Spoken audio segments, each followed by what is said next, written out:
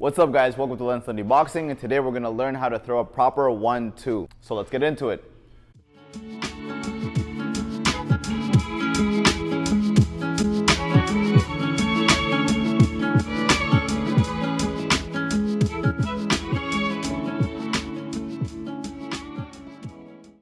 So the 1-2 is one of the most common combinations out there. It's probably the most common combinations to teach a beginner boxer. So let's learn it today.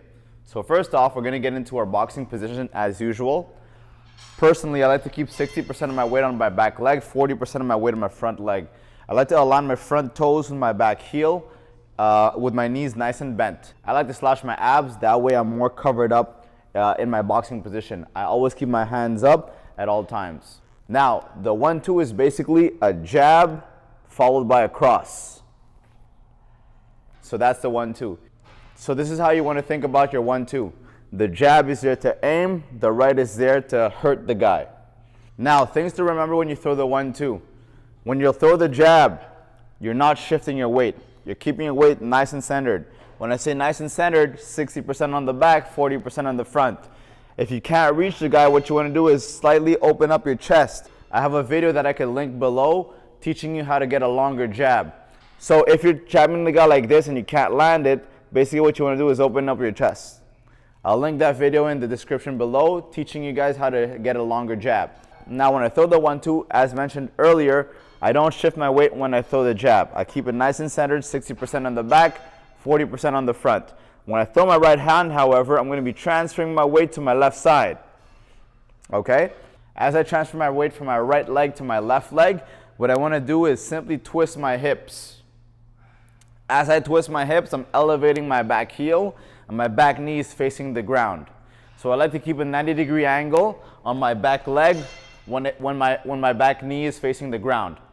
Also, another thing to remember is that my chest is going to be facing the left side and my right shoulder is coming forward when I throw my right hand. So if I do the 1-2 slowly, it looks like this. 1, 2. As you can see, I always have one hand up at all times.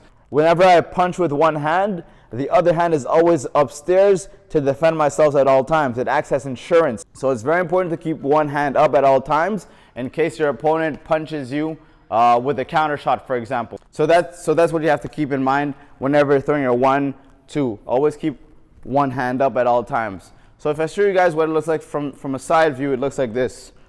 I throw the jab, the weight is not transferred. I throw the right hand, I transfer my weight to my left leg. I like to keep around 75 to 80% of my weight shifted to my left leg. I'm lunging on my left leg. I keep a 90-degree angle on my knee. I'm never going to have my head surpass my knee, nor have my knee surpass my toes. I never want to be like this.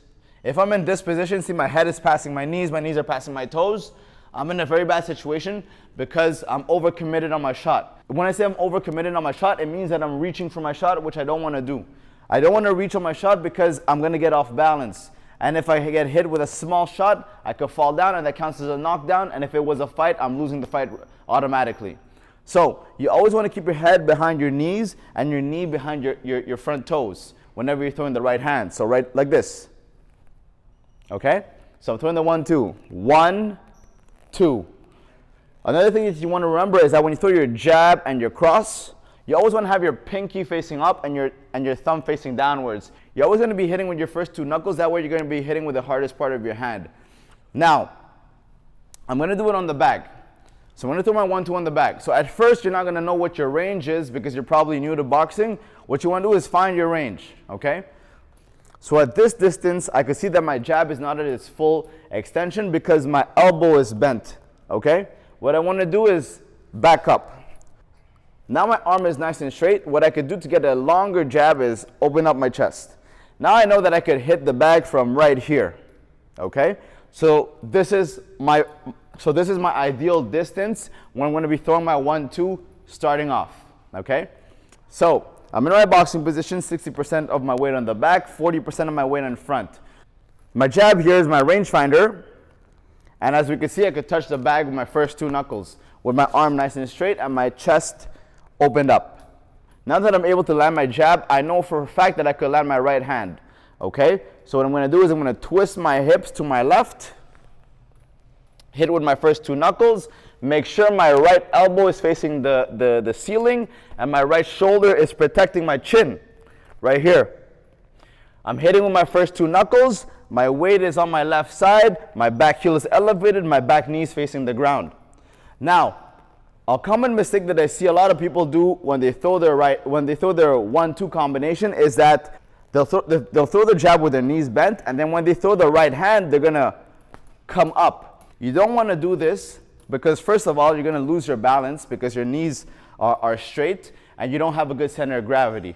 Secondly, when they get straight, their whole body gets straight, so the chin comes up. You don't want to have your chin exposed because you could get hit with a counter punch right here. As I mentioned earlier, you want to tuck in that chin and bend the knees, okay? Always make sure that your shoulder is protecting your chin when you're throwing that straight right hand. You also generate much better power once your right hand is nice and straight, okay?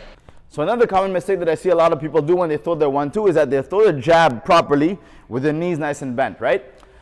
When they throw the right hand, they're not elevating their back heel, meaning that they're not getting the full rotation on their hips. If you're not rotating your hips when you throw the 1-2, you're not getting the full power on the right hand. You really want to make sure that you rotate your hips properly, elevating your back heel, putting your weight on your left leg. That way you're able to generate a lot of power for your right hand. So let's practice throwing the 1-2 slowly. So from here, we're going to throw our jab. So as you can see, right here, I'm opening up my chest, twisting my hips towards my right side, making sure that my chest is facing my right side. I'm making sure that my elbow is facing the ceiling, my pinky is facing the ceiling, and my thumb is facing the ground. I'm not shifting my weight. I get to rotate my hips to the left and drive my punch forward, hitting with my first 2 knuckles.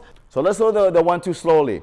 So from here, jab, opening up my chest, not shifting my weight, and then I'm going to throw my right hand, rotating my hips towards my left, putting my weight on my left leg, hitting with my first 2 knuckles.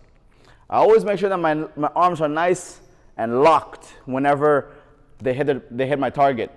So here, my arm is nice and locked, elbow facing the ceiling, pinky facing the top, and thumb facing the ground. When I throw my right hand, same thing. I put my weight forward. Around 75 to 80% of my weight goes on my left leg. Okay? So what you want to do is practice this for about a 3-minute round. So you go very slowly.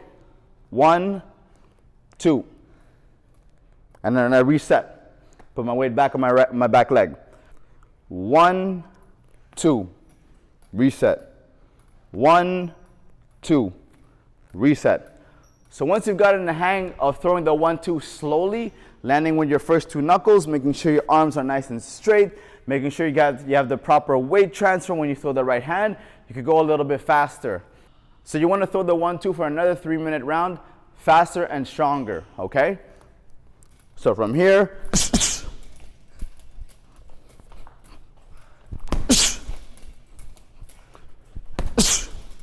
and if you notice, my arms always come back up to my face in order to protect myself at all times.